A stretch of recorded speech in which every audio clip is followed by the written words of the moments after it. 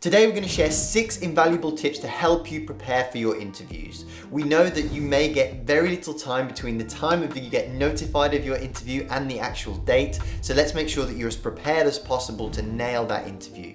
Let's dive in.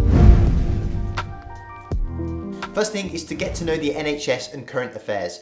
There is no doubt that you will be asked about what's going on in the world of medicine or dentistry when you come to interview. So make sure that you're following the popular news websites, particularly health news, something like BBC Health. It's a fantastic place to stay up to date with everything, but make sure that you're on top of everything and know enough about the things that you mention to be prepared to have an intelligent conversation and know some facts and hold an intelligent backed up opinion with some evidence to back that up.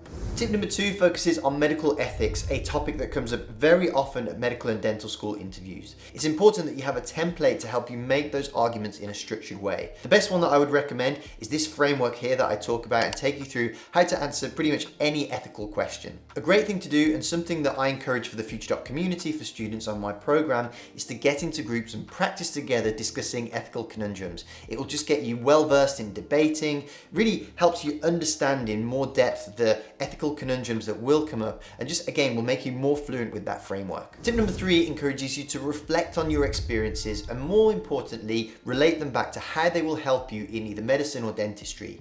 The things that often come up are things on the subject of teamwork, communication, leadership, and it's really important that your experiences, whether it be work experience, so shadowing, volunteering, extracurriculars, any experience really that you've gained, it's not what you did, but it's what you got out of it. So being able to talk about an experience, whatever that is, and then relating back to the skills that you gained out of it and how that makes you a better candidate for that course is the way to go to really impress the interviewers. Tip 4 is about communicating your whys very clearly.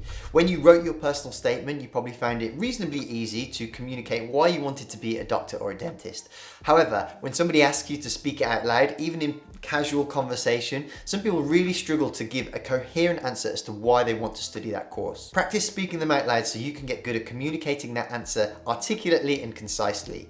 One good thing to do is to practice with friends, family, or even record yourself and watch it back so you can really dial in that explanation and just nail it off the cuff every single time. Tip number 5 is really an extension of tip 4 about verbal communication, which is practice getting really good at introducing yourself.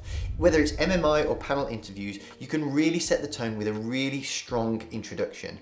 When people walk into the room, it can be a little bit awkward if you just go in waiting for them to speak. However, if you go in and say, "Hi, my name's so-and-so, I'm really looking forward to chatting to you," or "Thanks for having me," or whatever a natural introduction is for the circumstance, it's really, like I say, gives a great impression and sets the tone for that station, for that interview, whatever it is, but it's just a great way to start conversations in general. We're actually going to talk a lot more about this topic in coming videos, so if you haven't already, subscribe to the channel and turn on notifications so that you don't miss any videos. But if you don't know about our channel, we are dedicated purely to the medical and dental school application process. There's no faff, nothing outside of that. So as we progress through this application cycle, we will give you the videos that you need at the right time. So like I say, subscribe and turn on notifications to make sure you don't miss any of those. And the final tip might seem obvious, but we'll go into a bit more depth how you can take it to the next level, and that is to prepare for common interview questions. Now, this is how we train our students on the Future Doc program to come in the top 5% of interviewees,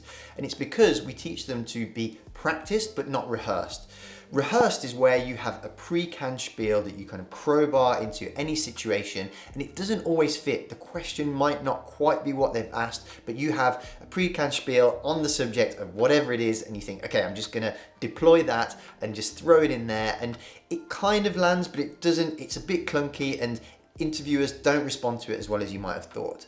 However, the pro move is to know what you want to say, have experienced these questions before so you know the themes, and then adapt those themes because you've got them so solidly and so well practiced that you adapt them to the question, to the scenario, and that shows a really mature answer and something that really impresses the interview panel. Now, there are very specific ways that we do this, and if you want a resource that's going to help you with all of that stuff, I recommend that you check out our interview course here, or if you'd actually like some one-on-one help and practice with us, which is I would highly recommend if you want to give yourself a very good chance of getting through the interview, check out this video here to find out more about our one-on-one program. Thanks for watching, and I will see you hopefully in one of those videos.